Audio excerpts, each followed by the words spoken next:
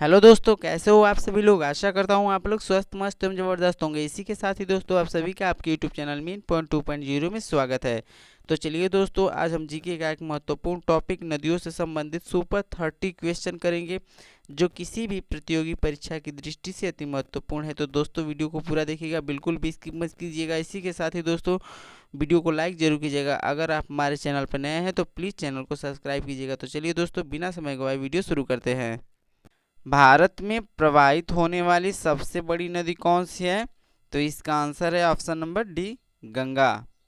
Next है आपका, गंगा नदी को बांग्लादेश में किस नाम से जाना जाता है? तो इसका आंसर है ऑप्शन नंबर ए, यानी पद्मा। नेक्स्ट है, गंगा एवं ब्रह्मपुत्र की संयुक्त जलधारा किस नाम से जानी जाती है? तो इसका आंसर है ऑप्शन नंबर सी, यानी मेघना। नेक्स्ट है आपका, निम्न में से किस नदी को एक विनाशक नदी कहा जाता है? तो इसका आंसर है ऑप्शन नंबर सी, कोसी। इसे बिहार का शोक भी कहा जाता है। नेक्स्ट है आपका, निम्न में से किस नदी को उसकी पवित्रता के कारण दक्षिण भारत की गंगा कहा जाता है? तो इसका आंसर है ऑप्शन नंबर बी, यानी कावेरी नदी। दक्षिण भारत से संबंधित कुछ नदियों से इम्पोर्टेंट पॉइंट है, जैसे दक्षिण भारत की सबसे लंबी नदी गोदावरी नदी है, और दक्षिण गंगा और वृद्ध गंगा गोदावरी नदी को ही कहा जाता है। ठीक है, इसे याद रखिएगा। नेक्स्ट है, भारत की लवण नदी के नाम से कौन सी नदी जानी जाती है? तो ऑप्शन नंबर बी, लूनी नदी। नेक्स्ट है, निम्न में से कौन सी नदी डेल्टा नहीं बनाती है? तो ऑप्शन नंबर डी, ताप्ती नदी। नेक्स्ट है, निम्न में से कौन सी नदी एस्चुरी नहीं बनाती है? तो इसका आंसर है ऑप्शन नंबर डी, महानदी। अब इसमें एस्चुरी क्या होता है? तो इसका हिंदी अर्थ है ज्वार नदी मुख, यानी सागर तट पर स्थित एक आधा बंद खारे जल का समूह होता है, जिसे एस्चुरी कहते हैं। ठीक है, नेक्स्ट है आपका, क्षिप्रा नदी निम्न में से किसकी सहायक नदी है? तो ऑप्शन नंबर बी, इसका आंसर है चंबल नदी। नेक्स्ट है आपका, निम्न में से कौन सी नदी मध्य प्रदेश के अमरकंटक पठार से निकली है? तो इसमें नर्मदा नदी, सोम नदी और जोहिला, यानी उपरोक्त सभी ऑप्शन नंबर डी सही है, ये तीनों नदियां हैं। नेक्स्ट है आपका, दक्षिण भारत की नदियों में से सबसे लंबी नदी कौन सी है? तो इसका आंसर है ऑप्शन नंबर ए, गोदावरी नदी। नेक्स्ट है आपका, वैनगंगा तथा पैनगंगा किसकी सहायक नदी है? तो इसका आंसर है ऑप्शन नंबर ए, गोदावरी। आप गंगा मत लगाइए दोस्तों, गलत हो जाएगा। ठीक है, इस यहाँ कन्फ्यूजन है थोड़ा सा। ठीक है, नेक्स्ट है आपका, भारत की सबसे लंबी नदी जिसका उद्गम एवं मुहाना दोनों भारतीय क्षेत्र में स्थित है, तो है ऑप्शन नंबर बी, गोदावरी।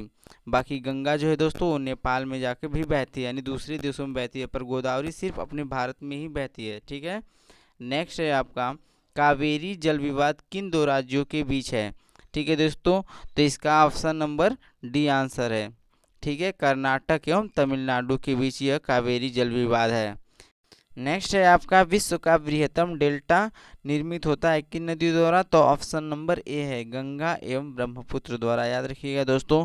ठीक है, और विश्व का सबसे बड़ा डेल्टा कौन सा है? तो सुंदरबन डेल्टा है। ठीक है, जो वेस्ट बंगाल यानी पश्चिम बंगाल में पड़ता है दोस्तों। ठीक है, नेक्स्ट है आपका, भारत और नेपाल के मध्य कौन सी नदी सीमा बनाती है दोस्तों? ठीक है, तो इसका आंसर है ऑप्शन नंबर सी, काली नदी दोस्तों। ठीक है, इसे याद रखिएगा, इंपॉर्टेंट है। नेक्स्ट है आपका, निम्न में से कौन सी सिंधु नदी की सहायक नदी है? तो इसमें दोस्तों झेलम, रावी, चिनाब, ब्यास, सतलज, ये सभी नदियां सिंधु नदी की सहायक नदी है, यानी हमारा आंसर है ऑप्शन नंबर डी, ये सभी। नेक्स्ट है आपका, कौन सी नदी जो इक्विवेलेंस यानी रिफ्ट वैली से होकर बहती है? तो इसका आंसर है ऑप्शन नंबर ए, नर्मदा नदी। ठीक है दोस्तों, तो रिफ्ट वैली क्या है? तो ये एक स्थल रूप है जिसका निर्माण भौगोलिक हलचल परिणाम स्वरूप होने वाले भ्रंशन यानी कटाव के कारण होता है। अक्सर इसमें झीलों का निर्माण भी होता है दोस्तों। ठीक है, याद रखिएगा, इम्पोर्टेंट है। नेक्स्ट है आपका, सिंधु जल समझौता कब हुआ था? तो दोस्तों इसका आंसर है ऑप्शन नंबर डी, 1960। और किन देशों के बीच हुआ था? तो यह भारत और पाकिस्तान के बीच हुआ था, याद रखिएगा। नेक्स्ट है आपका, विश्व का सबसे बड़ा नदी द्वीप माजुली नदी द्वीप किस नदी पर बनता है? तो इसका आंसर है ऑप्शन नंबर बी, ब्रह्मपुत्र नदी पर दोस्तों। ठीक है, जो असम में पड़ता है। नेक्स्ट है आपका, निम्न में से कौन सी दो नदियां पश्चिम की ओर बहती हैं दोस्तों? ठीक है, तो इसे याद रखिएगा, इसका आंसर है ऑप्शन नंबर ए, नर्मदा एवं ताप्ती दोस्तों। ठीक है, नेक्स्ट है आपका भारत का सबसे लंबा बांध हीराकुंड बांध किस नदी पर स्थित है? तो दोस्तों इसका आंसर है ऑप्शन नंबर ए महानदी, काफ़ी इंपॉर्टेंट है। नेक्स्ट है आपका भारत का प्रसिद्ध बांध भांगड़ा नांगल बांध किस नदी पर स्थित है? तो इसका आंसर है दोस्तों ऑप्शन नंबर डी सतलज नदी पर। ये काफ़ी इंपॉर्टेंट क्वेश्चन है। नेक्स्ट है आपका मंदाकिनी एवं अलकनंदा के संगम स्थल को किस नाम से जाना जाता है? तो इसका आंसर है ऑप्शन नंबर ए रुद्रप्रयाग के नाम से दोस्तों। ठीक है, इसके अलावा भागीरथी एवं अलकनंदा को देवप्रयाग के नाम से जाना जाता है। मंदाकिनी एवं अलकनंदा के संगम को रुद्रप्रयाग के नाम से जाना जाता है।